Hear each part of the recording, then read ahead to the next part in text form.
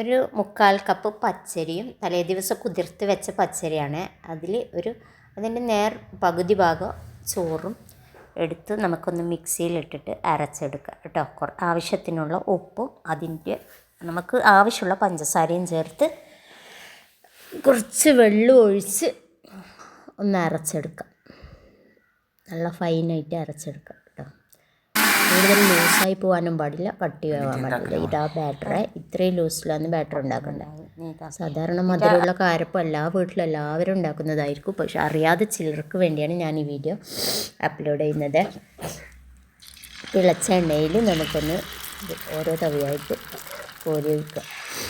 നമ്മൾ കറക്റ്റ് ചോറും കറക്റ്റ് വെള്ളമൊക്കെ നല്ല സോഫ്റ്റായി തന്നെ കിട്ടും. ചില ആൾക്ക് ഉണ്ടാക്കുമ്പോൾ ഭയങ്കര ഹാർഡായി പോകുന്നത് കറക്റ്റായിട്ട് വെള്ളവും ഇതും കിട്ടാതെ കൊണ്ടാണ്. എണ്ണയൊക്കെ കുടിക്കുന്നത് ലൂസായി പോകുന്നത് കൊണ്ടാണ്. ലൂസാവാണ്ട് നല്ല കറക്റ്റ്